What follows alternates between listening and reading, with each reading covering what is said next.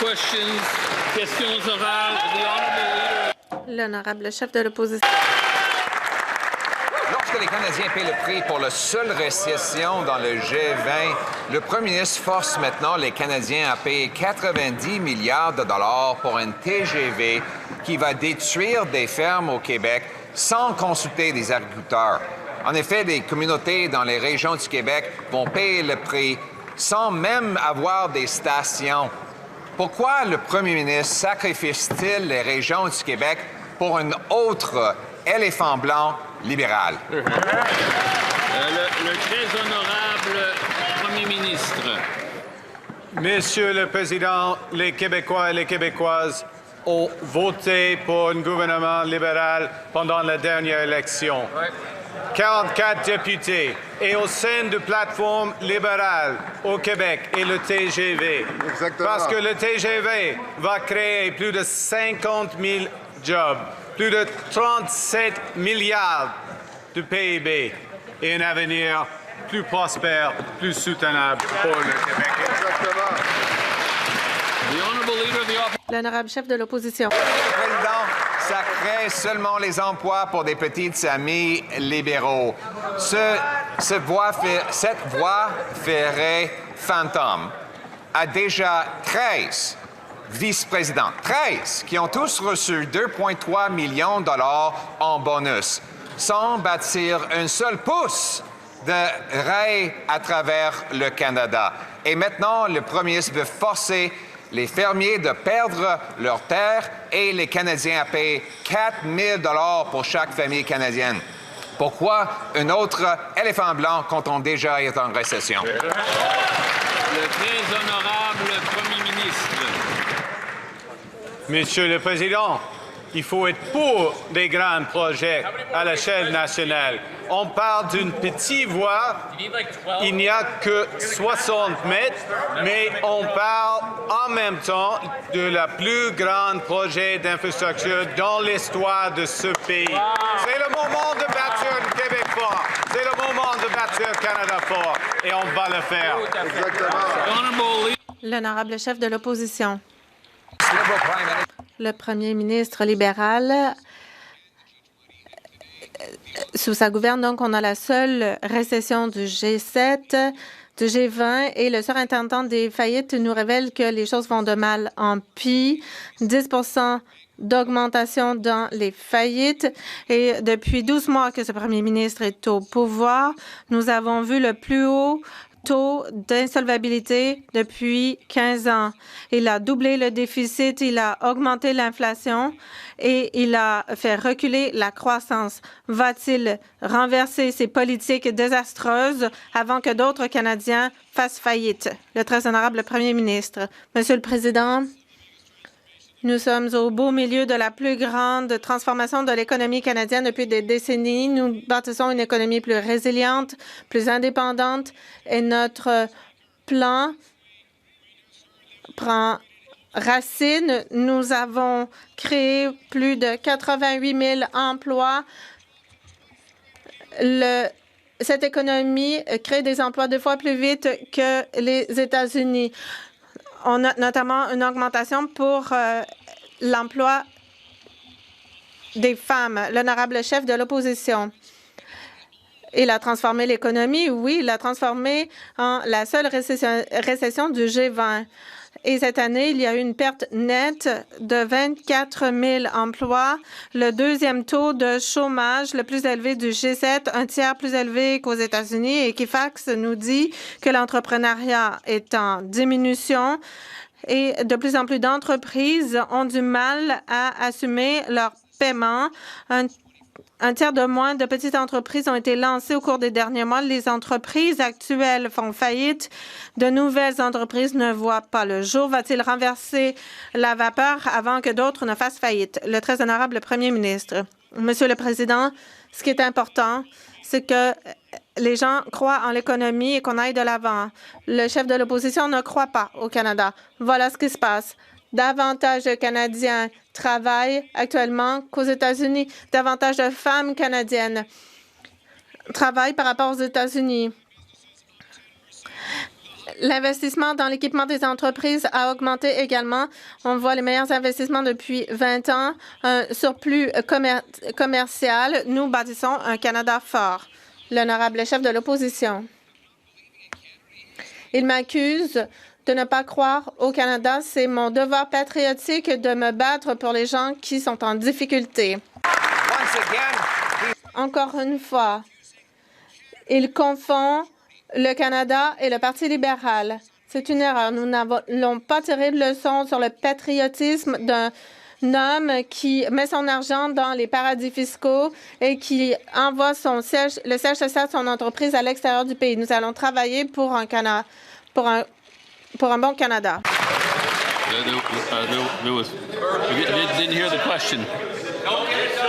Je n'ai pas entendu de question.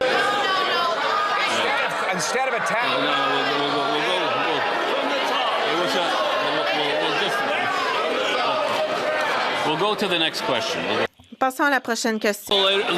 L'honorable chef de l'opposition. Monsieur le Président, je comprends qu'il ne peut pas se lever pour défendre le mauvais bilan qu'il a créé, le seul G7 en récession.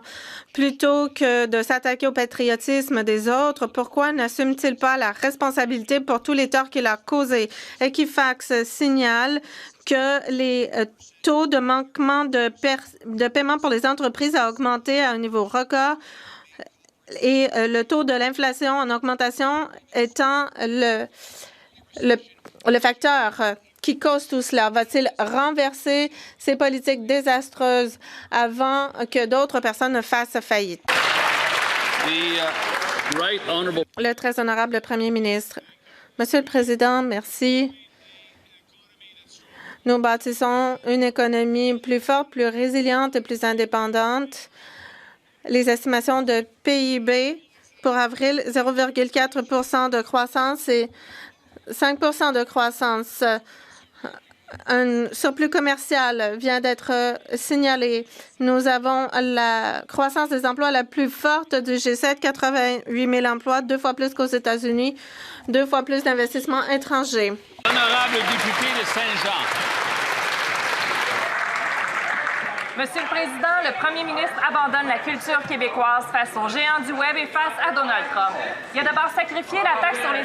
J'ai un peu de misère à entendre l'honorable député de Saint-Jean, donc s'il pourrait reprendre du début. Monsieur le Président, le Premier ministre abandonne la culture québécoise face aux géants du Web et face à Donald Trump. Il a d'abord sacrifié la taxe sur les services numériques. C'est une perte de 1,4 milliard par année en échange de rien pantoute. Aujourd'hui, il ordonne au CRTC d'annuler chaque sou de redevance exigée aux diffuseurs en ligne comme Netflix et Amazon Prime. Pourtant, l'Union européenne, elle, impose des redevances aux diffuseurs et les diffuseurs s'y conforment sans hausse de coûts notables pour leurs clients. Pourquoi est-ce que le Premier ministre est si pressé de jeter notre culture en pâture à Donald Trump? Le très honorable Premier ministre. Merci, Monsieur le Président. La question qui pose est pourquoi le Bloc, chaque fois, votait contre les investissements dans la culture québécoise, la culture francophone, la culture canadienne, dans le budget. Le dernier budget, c'est plus de 760 millions de dollars. On vient de proposer 600 millions de dollars dans le secteur culturel francophone et canadien. Exactement. Le député de Saint-Jean. Monsieur le Président, on va dresser un portrait récent de l'œuvre du Premier ministre. Le Premier ministre abandonne la culture au profit exclusif des géants du numérique comme Netflix ou Amazon. Le Premier ministre abandonne la lutte au changement climatique au profit exclusif des actionnaires américains des pétrolières. Le Premier ministre abandonne le contrôle des pesticides au profit exclusif des multinationales de l'agrochimique. Jamais un Premier ministre a autant déréglementé au service des grandes entreprises étrangères. Se vendre à l'étranger au plus offrant, est-ce que c'est ça, son Canada fort? Le très honorable Premier ministre. Monsieur le Président, c'est toujours le Bloc et contre les grands investissements dans la culture, y compris la culture francophone et québécoise. Contre, dans le dernier budget, les grands crédits d'impôt d'investissement dans le secteur de l'électricité. Contre l'accord avec le Québec la semaine dernière. 10 milliards de dollars d'investissement dans tous les secteurs de santé, y compris le transport en commun. Exactement. L'honorable député de Drummond. Monsieur le Président, la première chose que le premier ministre a sacrifiée dans la guerre commerciale avec Washington, c'est la culture en français. Ça rappelle Winston Churchill. En pleine guerre mondiale, on lui avait conseillé à Churchill de couper le financement de la culture. Churchill avait répondu « Si ce n'est pas pour la culture, pourquoi nous battons-nous » Monsieur le Président, ce que le premier ministre a sacrifié à Donald Trump, c'est ce qui distingue la nation québécoise. C'est notre culture, dans notre langue. Comment peut-il utiliser l'expression de l'existence du peuple québécois comme une simple monnaie d'échange? Le très honorable premier ministre.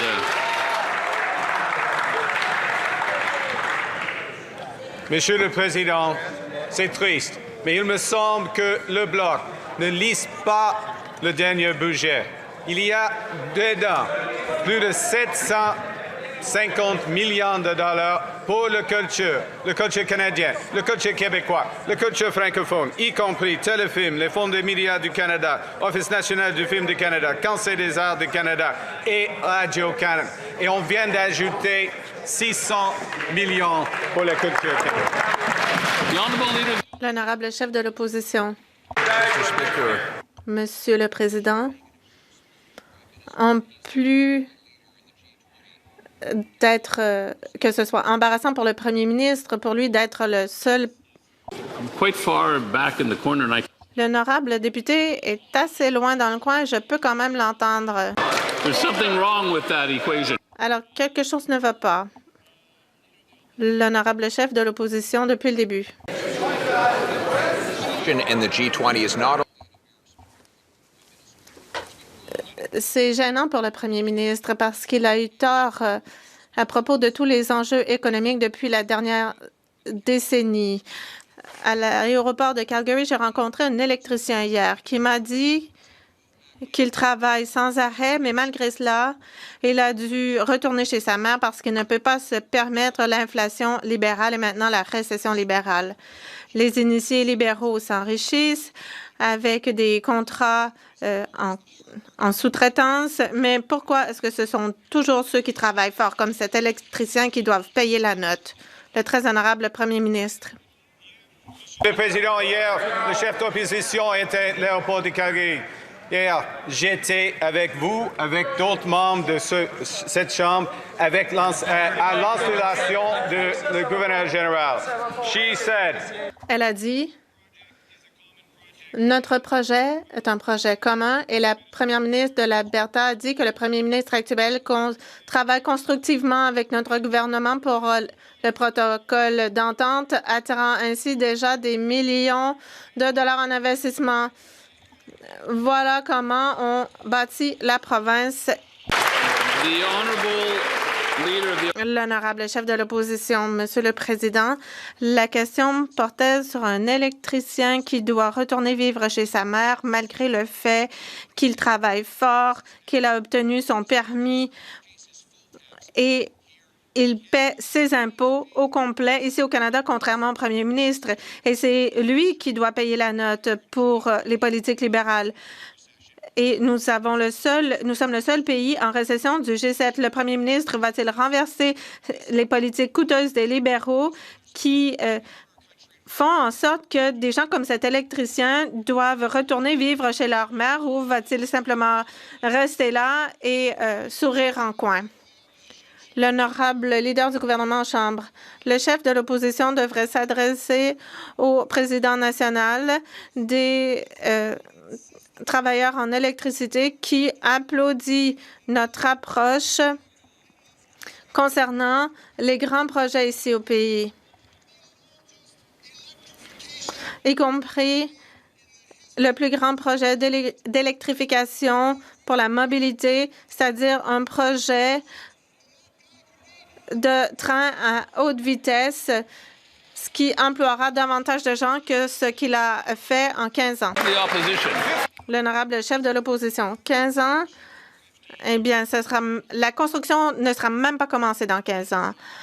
Entre-temps, les amis des libéraux vont se remplir les poches avec l'argent des contribuables et des électriciens canadiens. Il y a déjà 13 vice-présidents qui ont reçu 2,3 millions en primes pour un train qui ne sera même pas en construction avant une décennie et il en coûtera 4 000 $ par famille. Pourquoi est-ce qu'ils prennent l'argent des contribuables pour aider l'élite libérale? Je pense qu'on devrait être prudent avec notre vocabulaire si on veut maintenir le décorum comme ce à quoi les Canadiens s'attendent. L'honorable leader du gouvernement. Eh bien, la différence principale entre nous et le chef de l'opposition et ceux qui lisent ces questions, nous croyons que les Canadiens peuvent y arriver, qu'ils peuvent créer un projet qui ajoutera 21 000 emplois à notre économie, y compris des milliers d'électriciens. Nous croyons pouvoir bâtir notre économie nationale grâce à un projet transformateur de trains à haute vitesse. Et il y aura aussi un projet proposé en Alberta. Nous croyons en l'avenir de notre pays.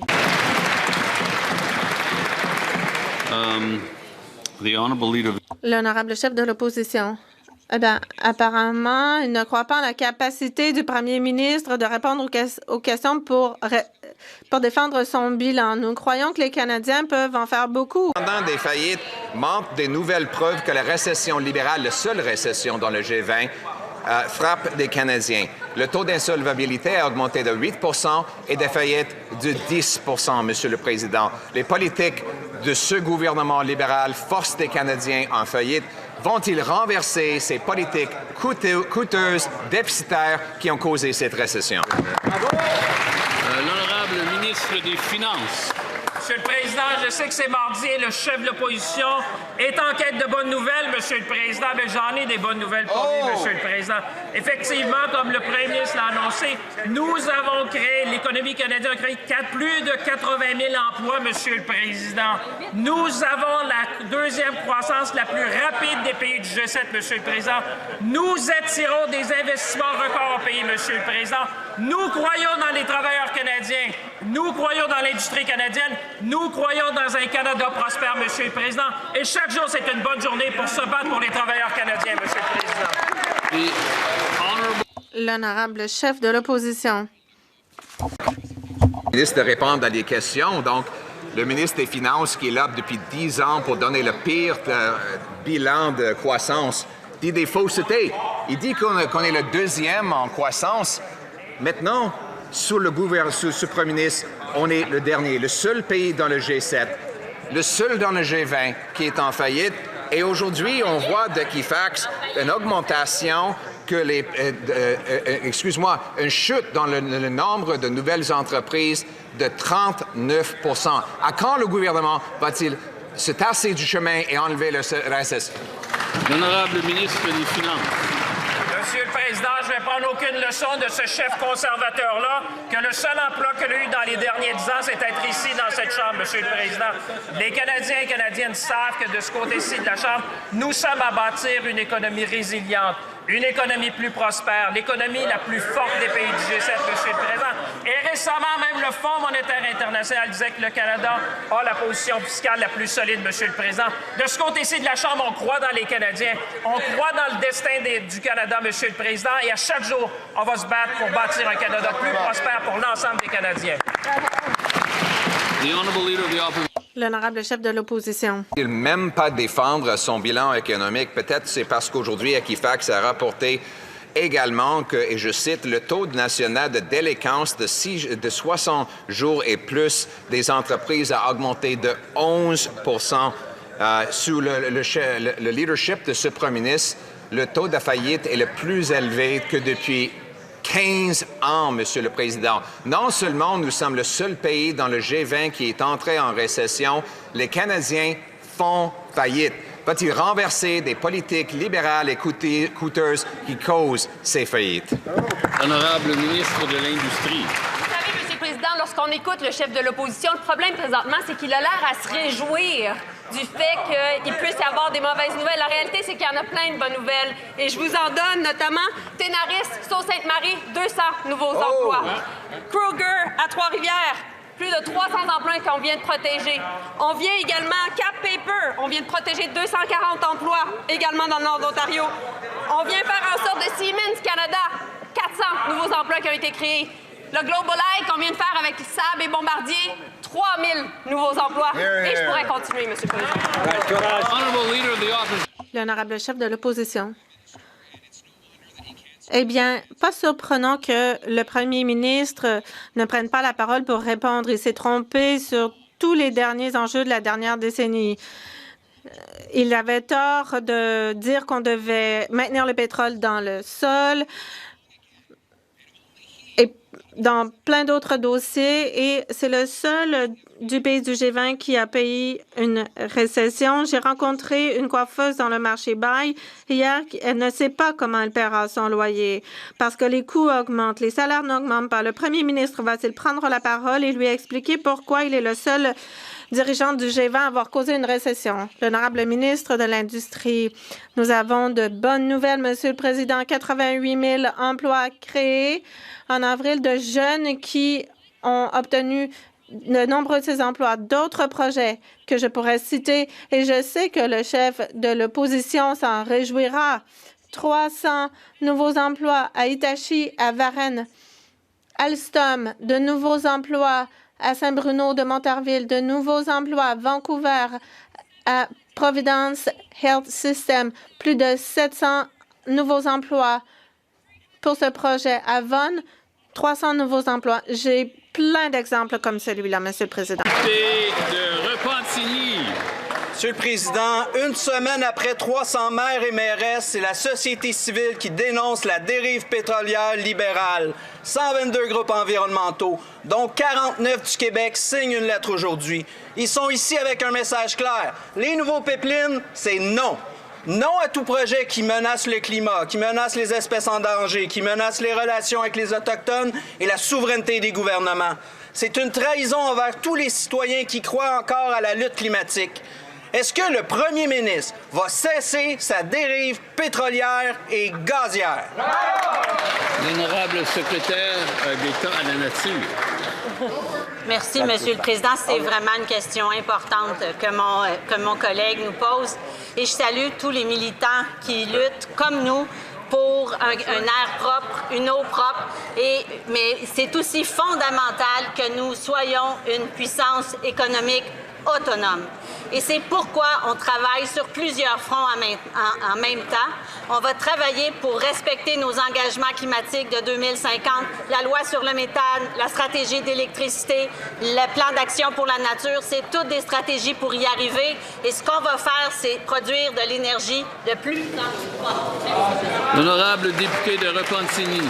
Monsieur le Président, les groupes environnementaux rappellent que l'entente avec l'Alberta pour un nouveau pipeline, on a déjà joué dans ce film-là. Il s'intitule Trans Mountain. Les citoyens ont payé près de 40 milliards pour un nouveau pipeline de pétrole sale. En échange, le secteur pétrolier a fait absolument aucun effort pour réduire ses émissions de gaz à effet de serre. Elles ont même explosé. Le Canada est carrément devenu un promoteur pétrolier aux frais des Québécois. Quel navet! Est-ce que le premier ministre va enfin comprendre qu'on ne veut pas jouer dans ce film-là? Honorable secrétaire parlementaire du ministre de l'Énergie. Le Bloc québécois, ils sont juste capables de dire non. Ils ne sont pas capables de faire deux choses en même temps, c'est-à-dire marcher et mâcher de la gomme. On est capable de se battre contre les changements climatiques en protégeant notre économie et en développant nos ressources naturelles. C'est ça qu'on fait ici au Canada, responsablement, Monsieur le Président. Merci. L'honorable député de Charlebourg-Haute-Saint-Charles. Monsieur le Président, la semaine dernière, nous avons rencontré des entreprises partout au Québec, partout le même constat, l'incertitude entourant la CUM et les tarifs imposés sous la section 232 des États-Unis fait grimper la pression financière sur nos manufacturiers et freine les investissements. Les entrepreneurs nous ont dit qu'ils repoussent des projets d'expansion, retardent l'achat d'équipements et hésitent à investir dans leur croissance. Voilà la réalité sur le terrain pendant que le Canada est le seul pays du G7 en récession. Le premier ministre comprend-il que ce sont les entreprises québécoises qui paient aujourd'hui le prix de son incapacité à rétablir la confiance à notre économie? Le ministre de l'Industrie. Nous travaillons avec le gouvernement du Québec justement pour aider ces entreprises québécoises et les entreprises partout à travers le pays qui sont affectées par les tarifs. Voilà pourquoi nous avons annoncé récemment 1,5 milliard de dollars pour soutenir les entreprises dans le secteur de l'acier et de l'aluminium affectées par les nouveaux tarifs qui ont été posés par la Maison-Blanche. Et en même temps, mon collègue aux ressources naturelles vient tout juste d'annoncer plus de financement pour le secteur des produits forestiers. Nous sommes là dans une guerre tarifaire impitoyable à protéger nos travailleurs, nos entreprises. Bravo. Le député de Charlebourg, Haute-Saint-Charles. Monsieur le Président, ce qu'il faut comprendre, ce que les entreprises nous ont dit, c'est qu'elles attendent. Elles attendent pour investir, elles attendent avant d'agrandir leur installation, elles attendent avant de prendre des risques. C'est ça le bien économique du gouvernement, un climat d'incertitude qui paralyse l'investissement privé au moment même où le Canada est en récession. Le premier ministre est-il fier d'avoir créé un climat où les entrepreneurs choisissent d'attendre ou d'investir ailleurs plutôt qu'au Canada? L'honorable ministre de la Transformation du gouvernement. Merci beaucoup, Monsieur le Président. Puis alors qu'on fait face, comme tout le monde le sait, à des tarifs illégaux et injustifiés de la part des Américains, de ce côté-ci de la Chambre, on va toujours soutenir nos entreprises, soutenir nos travailleurs, Monsieur le Président. Puis on va les soutenir, Monsieur le Président, en investissant dans leur capacité d'innover, dans leur capacité de produire, dans leur capacité à diversifier les marchés. Puis vous remarquerez, Monsieur le Président, que d'une année à l'autre, les exportations à l'extérieur des États-Unis ont augmenté de 40 % au pays, Monsieur le Président. Mais on va les soutenir aussi en construisant des grands projets. Je pense entre autres au projet de tramway à Québec qui va avoir des retombées de 10,5 milliards, 77 000 emplois directs et indirects que ça va créer. Et je ne peux pas concevoir qu'ils s'y opposent, Monsieur le Président. Merci. L'honorable député de Beauce. Monsieur le Président, dans les derniers jours pour la révision de la SUEM, on a rencontré des dizaines d'entreprises partout au Québec. Le constat est clair. Dans le domaine de l'acier, nos entreprises sont complètement abandonnées par ce gouvernement libéral. Les Américains, eux, protègent leur marché de l'acier avec des tarifs allant jusqu'à 100 % sur les importations asiatiques. Les libéraux font quoi ici au Canada? À rien pantoute. Pire, ils laissent les pays asiatiques faire du dumping, inonder notre marché canadien. Monsieur le Président, est-ce que ce gouvernement libéral peut mettre son pied à terre et défendre l'industrie de l'acier canadienne? Bravo. L'honorable leader du gouvernement à la Chambre.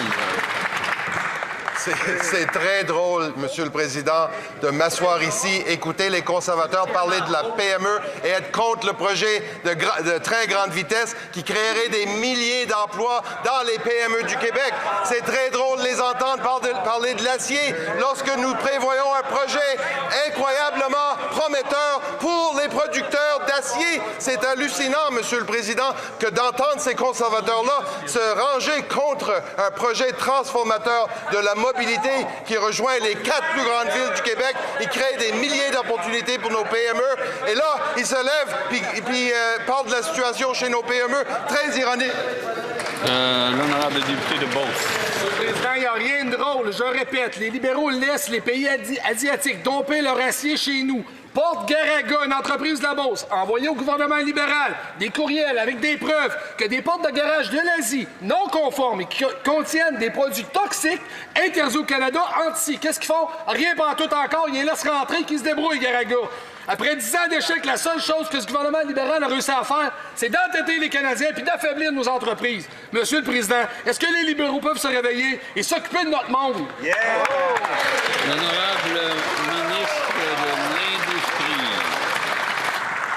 Monsieur le Président, on s'occupe de notre monde et c'est pour ça que les Québécois et les Canadiens nous font confiance. Le premier ministre, le ministre des Finances, le ministre en charge également du commerce avec les États-Unis et moi travaillons tous les jours pour protéger les gens dans le domaine de l'acier. C'est pourquoi nous avons non seulement protégé le secteur de l'acier en faisant en sorte de prévenir toute forme de dumping. S'il y a quoi que ce soit que mon collègue veut soulever, nous sommes prêts à travailler de concert avec lui et avec tous les producteurs d'acier au Canada, parce que, bien entendu, on doit protéger nos usines, nos aciéries, mais en même temps, ce qu'on fait, c'est qu'on offre du financement pour aider nos travailleurs et nos entreprises. Exactement. L'honorable député de Côte-du-Sud, Rivière-du-Loup, Kataskomig-Témiscouata. Monsieur le Président, avec mes collègues, j'ai eu le privilège de rencontrer certaines des plus grandes entreprises de mon comté la semaine dernière. Toutes m'ont dit la même chose. Elles subissent les conséquences des tarifs américains, de l'incertitude économique et la récession actuelle et des problèmes de main-d'œuvre. Le plus inquiétant, plusieurs nous ont informé que jamais ont été consultés par le gouvernement libéral sur l'avenir de l'ACUM, malgré les impacts directs sur les travailleurs et les investissements? Pourquoi les libéraux continuent-ils de prendre des décisions qui affectent nos entreprises sans prendre le temps de les écouter? Bravo! L'honorable ministre responsable du Canada, du commerce Canada-États-Unis. Monsieur le Président, au contraire, nous sommes très engagés à tous les niveaux, avec des entreprises canadiennes, avec des représentants des travailleurs canadiens, avec nos collègues dans les provinces et les territoires. Nous faisons régulièrement, sur une base hebdomadaire, des consultations, des tables rondes avec différents secteurs de l'économie. On va en faire la semaine prochaine. On a fait cette semaine. On a fait la semaine passée. On est très engagés et très actifs parce que c'est important pour nous d'écouter exactement les gens que notre collègue identifie. L'honorable député de Burnaby Central. Monsieur le Président, bon mois de la fierté. Cet après-midi, les parlementaires se sont réunis pour hisser le drapeau de la fierté sur la colline. Mais la fierté, c'est plus qu'une célébration. C'est un rappel que les droits des Canadiens d'ES-LGBTQI+, ne peuvent être tenus pour acquis. À l'heure où la haine est à la hausse et que certains remettent en question la pleine inclusion des Canadiens d'ES-LGBTQI+, nous nous rangeons pleinement de leur côté. La ministre des Femmes et de l'Égalité des genres peut-elle nous dire comment notre gouvernement continuera à défendre la sécurité et la dignité de tous les Canadiens d'ES-LGBTQI+. Honorable ministre des Femmes et de l'Égalité des genres. Monsieur le Président, je remercie mon honorable collègue pour son travail. Le Canada est à son meilleur lorsque chacun peut participer pleinement à la société à l'abri de la peur, de la discrimination et de la haine. En ce début de la saison de la fierté, nous réaffirmons notre engagement à protéger les droits garantis par la Charte de tous les Canadiens, peu importe qui ils sont ou qu'ils aiment.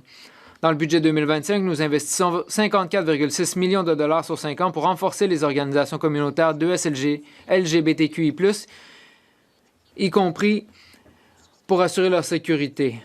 Bonne fierté, Monsieur le Président. L'honorable député de Middlesex, London. Monsieur le Président, tous les autres pays du G20 sont confrontés aux mêmes difficultés mondiales. Mais ce premier ministre libéral a fait en sorte que le Canada est le seul pays du G20 en récession. Ces derniers jours, nous en avons appris davantage sur l'état désastreux de notre économie sous son mandat. L'économie s'est contractée au cours de 3 des 4 derniers trimestres et le PIB par habitant stagne, alors que la productivité atteint son plus bas niveau depuis 7 ans. Le premier ministre admettra-t-il que ces politiques ratées ont causé cette récession ou continuera-t-il à nier la réalité vécue par des millions de Canadiens qui souffrent depuis son arrivée au pouvoir?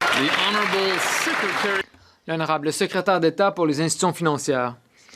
Monsieur le Président, les Canadiens refusent les conseils d'un chef qui n'a jamais travaillé une seule minute dans l'économie. Il n'a aucune expérience.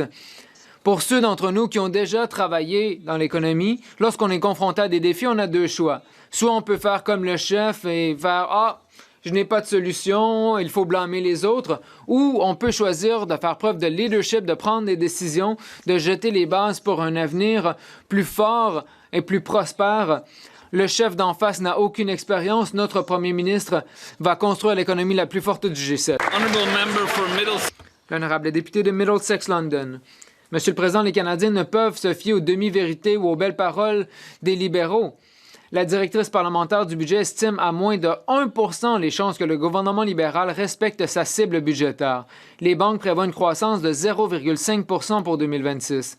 Le premier ministre assumera-t-il la responsabilité de la dernière place occupée par l'économie canadienne ou continuera-t-il à emprunter et à dépenser pour s'attribuer le mérite de l'effondrement économique? L'honorable secrétaire d'État pour les institutions financières. Monsieur le Président, si le chef d'en face avait déjà travaillé, il saurait qu'on ne peut simplement se présenter dans un conseil d'administration et simplement blâmer les autres. On le renverrait si c'était le cas, comme l'ont fait les électeurs de Carleton. De ce côté-ci de la Chambre, nous voulons construire une économie forte. Le Canada vient de créer 88 000 emplois le mois dernier. Les indicateurs fondamentaux sont forts. Nous avons comme but de construire l'économie la plus forte du G7. Le chef d'en face ne fait que des conférences devant des stationnements vides. Nous nous attelons à la tâche. Merci, Monsieur le Président. L'honorable député de Ponoka-Didsbury. Monsieur le Président, sous ce premier ministre libéral, le Canada est le seul pays du G20 en récession et ces derniers jours, nous en avons appris beaucoup plus sur la gravité de la situation économique. Voici les faits. L'économie s'est contractée au cours de 2 des 3 derniers trimestres et 3 des 4 derniers. 2 des grandes banques, BMO et la Banque Scotia, prévoient toutes deux que la croissance économique du Canada sera inférieure de plus de moitié à celle des États-Unis. Notre PIB par habitant est inférieur à ce qu'il était il y a 3 ans. Après une décennie de règne libéral, notre situation économique empire de jour en jour. Le premier ministre va-t-il faire son travail, prendre la parole et dire aux Canadiens pourquoi ils sont en récession? L'honorable ministre de la Défense nationale. Monsieur le Président, voici les faits. 88 000 emplois créés le mois dernier. Le taux de chômage est à la baisse. Les investissements directs étrangers sont à leur niveau le plus élevé en 20 ans, les plus élevés du G7. Nous avons réduit la taxe d'accise sur l'essence de 10 cents le litre. Nous avons réduit les impôts pour 22 millions de Canadiens. Nous faisons des investissements en logement, en infrastructure, en défense. Et maintenant, le surplus commercial est à la hausse. L'honorable député de Ponoka-Didsbury. Malgré tout ce qu'il dit, le Canada est encore en récession. Nous savons déjà que le premier ministre est incapable de faire son travail parce que le Canada est le seul pays du G20 à être en récession. Après une décennie de règne libéral, les entreprises n'investissent pas, les investissements en capital ont chuté pour le 5e trimestre consécutif. Et la nouvelle directrice parlementaire du budget vient de signaler qu'il n'y a que 1 % de chance que le gouvernement respecte sa propre cible budgétaire. Le premier ministre prétend qu'il est un gestionnaire de crise et un maître en économie. S'il est vraiment, peut-il nous dire pourquoi il a mené le Canada en récession? L'honorable ministre de la Défense nationale.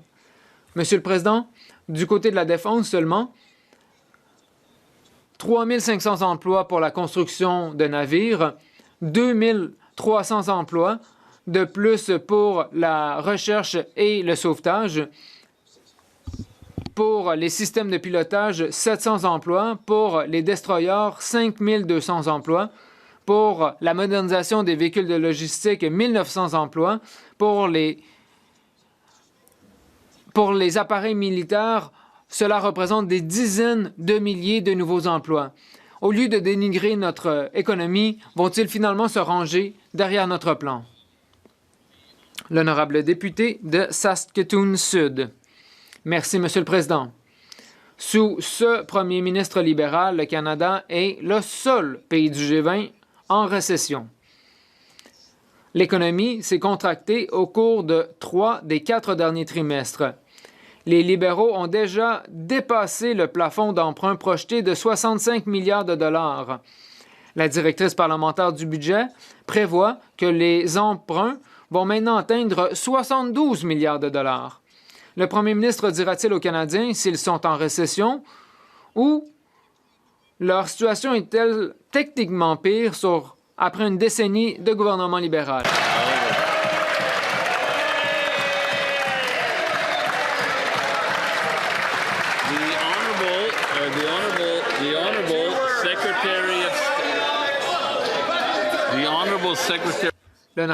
L'honorable secrétaire d'État pour le développement rural.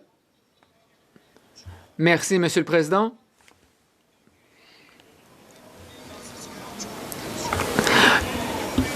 Après une décennie de 14 députés conservateurs de la Saskatchewan qui n'ont rien fait pour notre province, nous avons enfin un gouvernement qui investit pour créer 88 000 nouveaux emplois au Canada. Nous sommes ravis de voir que nous avons des investissements, des producteurs de canola qui connaissent du succès, des producteurs de potasse et des producteurs d'uranium. Monsieur le Président, nous ne restons pas assis les bras croisés. L'honorable député de Mission-Mascouy-Abbotsford. Monsieur le Président, de ce côté-ci de la Chambre, nous croyons dans le potentiel incroyable des jeunes Canadiens. Pourtant, la Banque du Canada affirme que l'afflux de travailleurs étrangers temporaires fait baisser les salaires et nuit à la recherche d'emploi des jeunes Canadiens. Le taux de chômage chez les jeunes dépasse les 14 %. Les conservateurs donneraient la priorité aux emplois pour les jeunes Canadiens, mais ces libéraux continuent d'inonder le marché de travailleurs étrangers temporaires alors que les jeunes Canadiens ne trouvent pas d'emploi. Pourquoi? L'honorable ministre des Anciens combattants. Monsieur le Président, je remercie mon collègue de l'autre côté pour sa question qui portait sur l'emploi chez les jeunes. Le taux d'emploi chez les jeunes a... En fait, les jeunes ont eu 14 000 emplois de plus le mois dernier. Le taux de chômage chez les jeunes a diminué le mois dernier. De plus, nous avons annoncé un investissement de 6 milliards de dollars dans notre plan Un Canada fort pour mobiliser les travailleurs du secteur des métiers. Nous misons sur le programme Emploi-été Canada pour aider les jeunes. Les jeunes vont pouvoir saisir les débouchés qui se présentent à eux. L'honorable député de Mission Mascou Abbotsford. Monsieur le Président, les jeunes peuvent compter sur le programme Emploi-été Canada, mais cela ne change pas la réalité que ce gouvernement a laissé rentrer plus de 170 000 travailleurs étrangers temporaires l'année dernière seulement. Ces programmes étaient censés être temporaires, mais sous ce gouvernement, ils sont devenus permanents et échappent à tout contrôle. Le Globe and Mail qualifie cela de problème persistant créé par la dépendance excessive d'Ottawa à l'égard des travailleurs temporaires étrangers. Pourquoi ce gouvernement a-t-il laissé un programme temporaire dégénéré et quand va-t-il enfin le reprendre en main? L'honorable ministre de la Transformation du gouvernement. Merci, Monsieur le Président. Je pense qu'il faut trouver un équilibre et c'est l'équilibre que nous avons trouvé entre répondre aux besoins du marché du travail. Mon collègue a répété sa question en français parce que ce que j'entends de ses collègues québécois, c'est qu'on a besoin d'avoir plus de travailleurs étrangers temporaires et cet équilibre-là, on le trouve spécifiquement, Monsieur le Président, dans les milieux ruraux et au Québec pour répondre aux besoins de main-d'œuvre partout au pays. Merci beaucoup.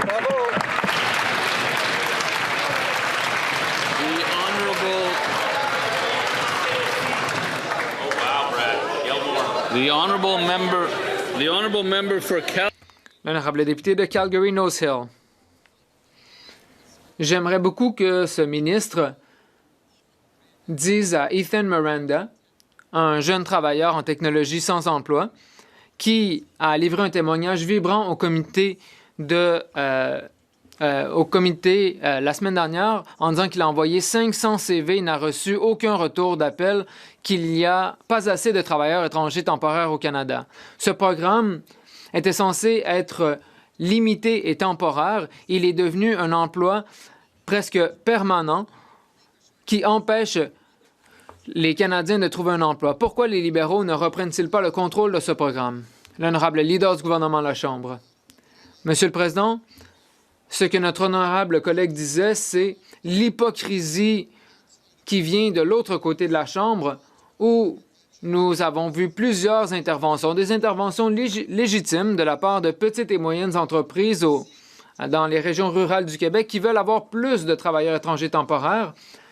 Et l'intervention de la collègue et du collègue de la Colombie-Britannique essaie de faire de la démagogie avec cette question et de blâmer les travailleurs étrangers temporaires. Les conservateurs vont devoir s'entendre entre eux sur la valeur des travailleurs étrangers temporaires. L'honorable député de Calgary-Nose Hill. Oui, il y a des régions au Canada qui ont un taux de chômage très faible. Cependant, dans les grands centres urbains, le taux de chômage est hors de contrôle. Et il y a plus de 400 000 jeunes Canadiens qui n'ont pas d'emploi.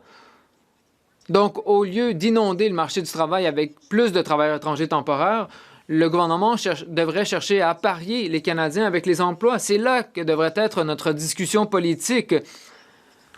Pourquoi le gouvernement ne met-il pas fin au programme des travailleurs étrangers temporaires pour que les Canadiens puissent être appariés avec les emplois?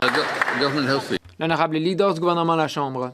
Monsieur le Président, les travailleurs étrangers temporaires ou le nombre de travailleurs étrangers temporaires a diminué de 50 %. Nous avons trouvé un point d'équilibre. C'est vrai qu'il y a certains problèmes dans les régions rurales, y compris pour les petites et moyennes entreprises dans les régions rurales du Québec. Ma collègue l'a bien dit.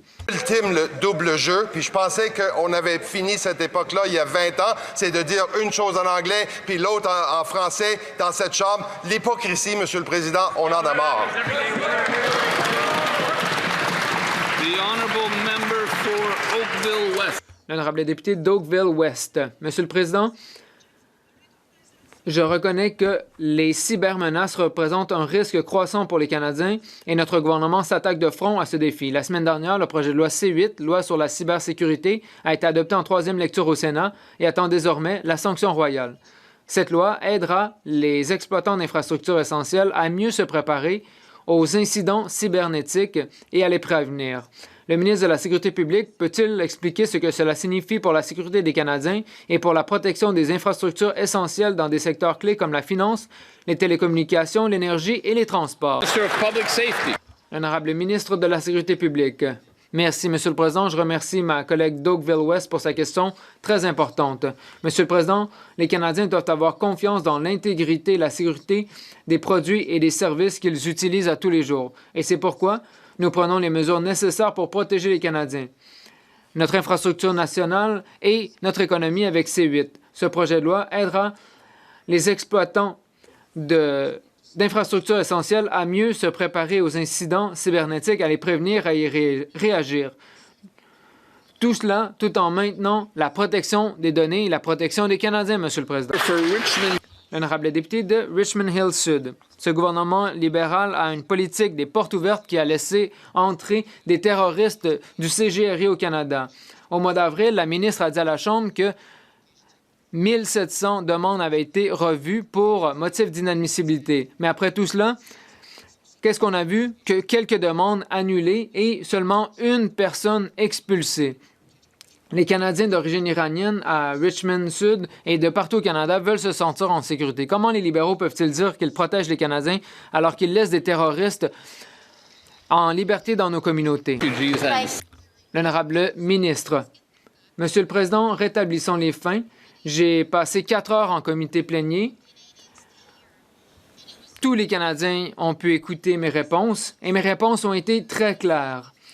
Les agents du CGRI sont inadmissibles à être au Canada. Ils n'ont pas droit d'être au Canada. Je ne sais pas si l'opposition veut écouter les réponses puisque tout ce que j'entends, c'est du chahutage. En effet, il y a beaucoup de bruit qui vient de ce côté-ci de la Chambre. Si on pouvait essayer de réduire le bruit, l'honorable ministre peut poursuivre sa réponse. Monsieur le Président, c'est notre gouvernement qui a imposé l'interdiction. L'interdiction maintient en place. Nous allons protéger les Canadiens. Merci. L'honorable député de Wellington-Halton Hills Nord. Monsieur le Président, le gouvernement libéral a donné un visa à un ancien commandant du CGRI pour qu'il puisse assister à la Coupe du monde de la FIFA.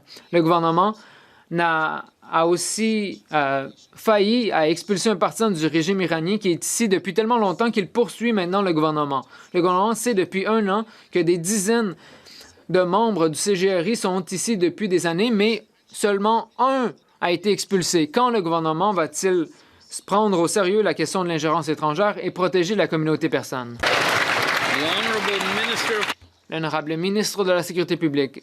Monsieur le Président, la santé et la sécurité des Canadiens, c'est la priorité de notre gouvernement. C'est pourquoi nous prenons des actions décisives pour assurer la sécurité à la frontière, notamment faire en sorte que ceux qui sont interdits de territoire au Canada ne puissent entrer au pays.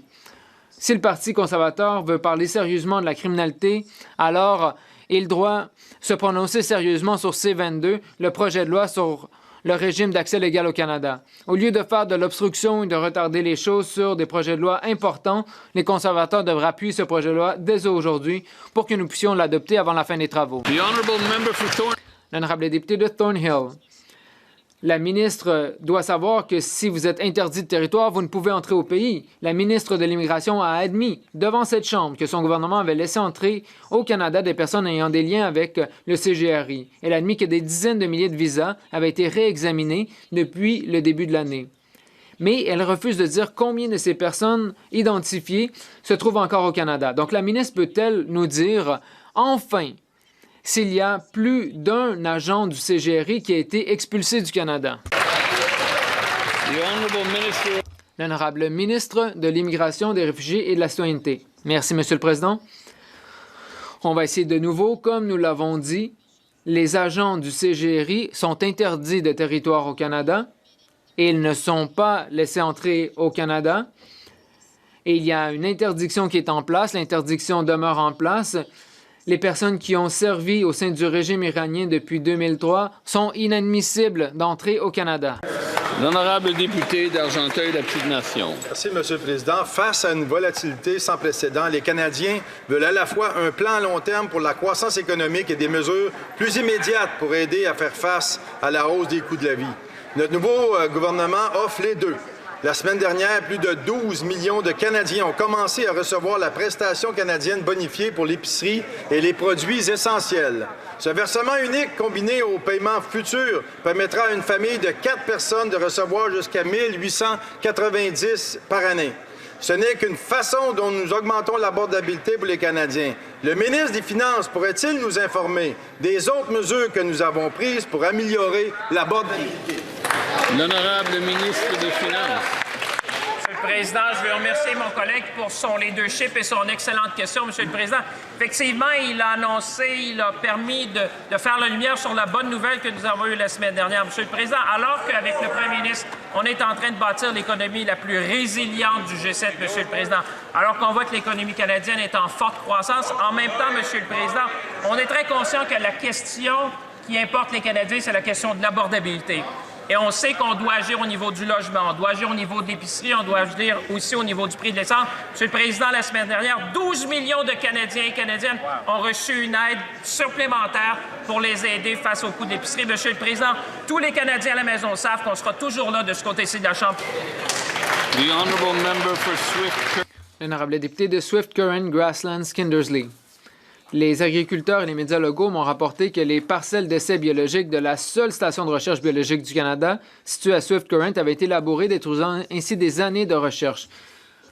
Les libéraux vont nous dire que c'est le processus habituel, mais faire fi de la perte de données que cela représente. Or, c'est en réponse au tollé du côté des producteurs biologiques. L'agriculture biologique, c'est un secteur de 11 milliards de dollars qui ne cesse de croître au Canada. Le ministre souhaite-t-il vraiment que son héritage, ce soit la destruction de l'agriculture biologique au Canada? L'honorable ministre de l'Agriculture et de l'Agroalimentaire. Monsieur le Président, l'honorable député sait très bien ce qui s'est passé à la station de recherche biologique du Canada. Les parcelles ont été labourées comme elles le sont chaque année. La recherche est importante.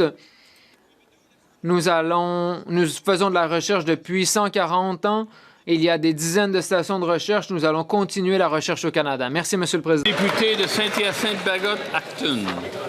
Monsieur le Président, Donald Trump impose des tarifs aux pays qui n'en font pas assez pour contrer le travail forcé dans leurs importations.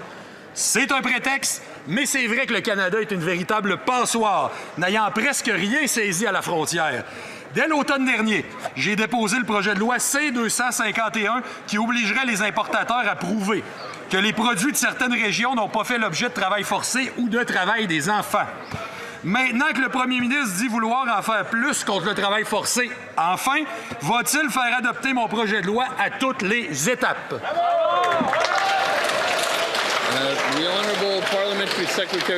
L'honorable secrétaire parlementaire. Merci, Monsieur le Président. Le Canada a certaines des règles les plus strictes en matière de travail forcé au monde. Le travail forcé doit être condamné dans toutes les circonstances. Chaque produit qui entre au Canada fait l'objet de contrôles en matière d'importation. Après une décennie de négligence, nous reconstruisons la SFC pour qu'il y ait plus de dépistage. Nous allons continuer ce travail. Nous allons protéger les intérêts du Canada aujourd'hui et à l'avenir. L'honorable député de Saanich Gulf Islands. Merci, Monsieur le Président. La division 8 du projet de loi C-30 n'a fait l'objet que 3 heures de débat avant d'être frappée par une motion d'attribution de temps. Il s'agit de la pire déréglementation en matière de pesticides dans l'histoire du Canada. Je demande au gouvernement, je demande au premier ministre, d'où est venue la pression pour cette déréglementation? Même les intervenants du secteur n'ont pas demandé cette déréglementation. Pourquoi le gouvernement agit-il contre la santé et l'environnement? Le ministre de la Santé. Merci, Monsieur le Président. Comme je l'ai dit hier, la priorité principale du gouvernement canadien et du ministère de la Santé, c'est de protéger la santé et la sécurité des Canadiens. Toutefois, je le répète encore, on peut marcher et mâcher de la gomme en même temps. On s'occupe aussi du secteur agricole et avec qui nous travaillons de près, mais nous prendrons toujours des mesures pour protéger la santé des Canadiens en même temps que nous pouvons développer notre économie et notre souveraineté alimentaire. Merci. Je souhaite attirer l'attention des députés sur la présence dans la tribune de l'honorable Michael Tibollo, procureur général adjoint de la province de l'Ontario.